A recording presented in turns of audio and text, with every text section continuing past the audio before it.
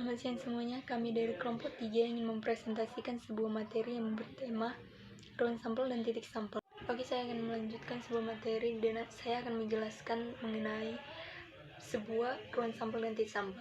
Pengertian ruang sampel dan titik sampel. Ruang sampel adalah kumpulan atau himpunan dari hasil ataupun kejadian yang terjadi pada percobaan.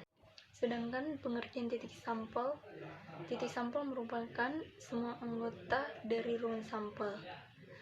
Kumpulan dari ruang sampel tersebut terjadi pada percobaan tersebut.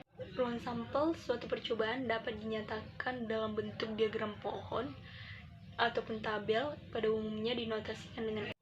Notasi dari NS adalah banyaknya anggota dari ruang sampel. Oke, jadi percobaan-percobaan pada ruang sampel itu bisa pada pertama koin ataupun logam, kedua dadu. Contoh ruang sampel dan titik sampel pada sebuah koin sebagai berikut. Pertama, pada percobaan dengan melempar 2 buah koin atau mata uang logam sama dengan sisi angka A dan gambar G sebanyak 1 kali. Dapat ditentukan ruang sampel dari percobaan tersebut, yaitu berdasarkan diagram pohon kejadian yang mungkin muncul pada koin pertama ataupun koin kedua. Itu koin pertama dan koin kedua itu merupakan salah satu ruang sampel. Dinotasikan dengan A yaitu angka, G gambar. AA itu muncul sisi angka pada kedua koin seperti yang ada pada soal tadi, 2 buah koin. Jadi angkanya itu menjadi AA 2. AG muncul sisi angka pada koin 1 dari sisi gambar pada koin 2 berdasarkan tabel kejadian yang mungkin muncul. Jadi kalau mau lebih mudah, dibikin aja tabelnya biar lebih mengerti. Koin pertama, koin kedua. Ini. Selanjutnya kita lihat ruang sampelnya itu kan tadi A dan AG. Jadi dari tabelnya ini bisa dilihat.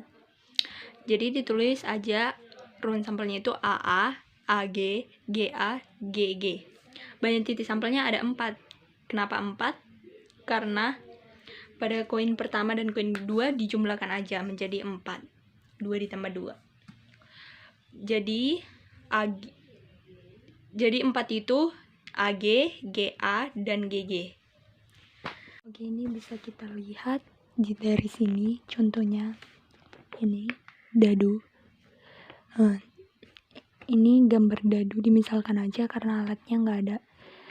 Nih digambar.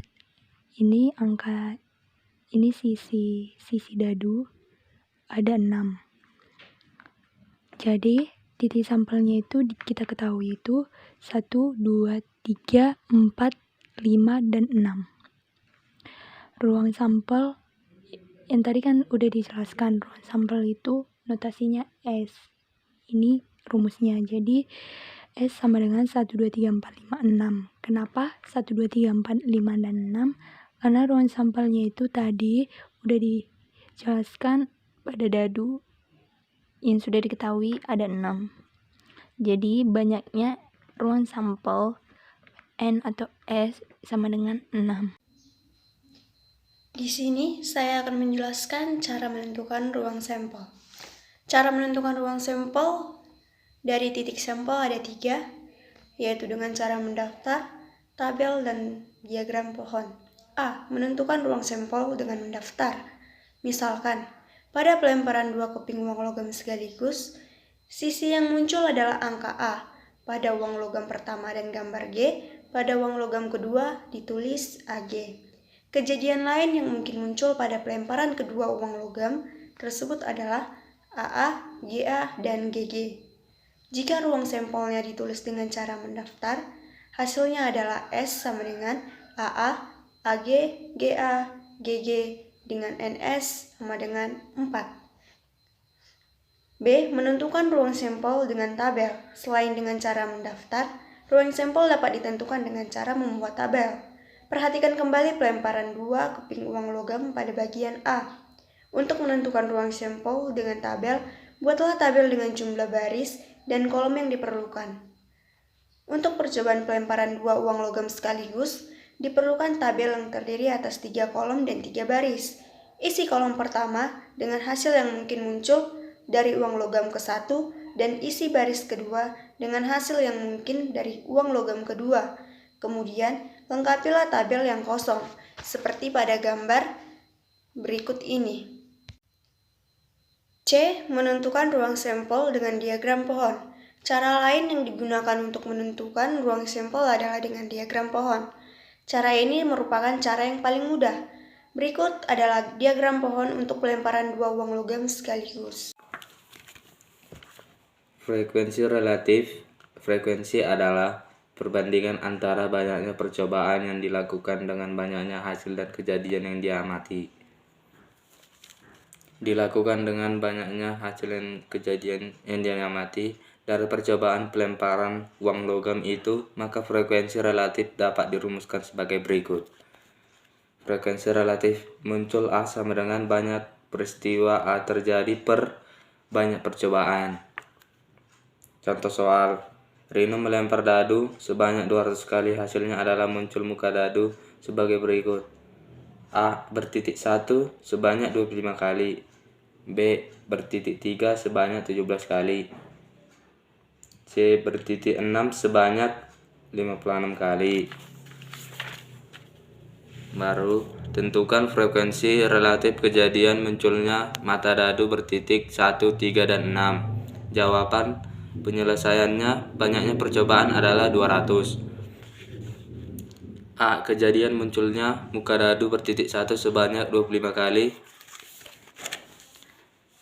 F. Frekuensi relatif sama dengan banyaknya kejadian per banyak percobaan, sama dengan 25 per 200, sama dengan 1/8. Hasilnya sama dengan 0,125. Jadi frekuensi relatif munculnya muka dadu bertitik 1 adalah 0,125. B. Kejadian munculnya muka dadu bertitik 3 sebanyak 17 kali. Frekuensi relatif sama dengan 17 per 200 sama dengan hasilnya 0,085. Jadi frekuensi relatif titik ketiga adalah 0,085. C. Kejadian munculnya muka dadu bertitik 6 sebanyak 56 kali. Frekuensi relatif sama dengan 56 per 200. Hasilnya sama dengan 0,28. Jadi frekuensi relatif munculnya muka dadu bertitik 6 adalah 0,28. Sekian dari penjelasan frekuensi relatif. Oke, jadi inilah hasil akhir dari presentasi kami. Jika ada kesalahan, tutur kata, ataupun perilaku, tolong dimaafkan. Sekian dan terima kasih. Semoga bermanfaat.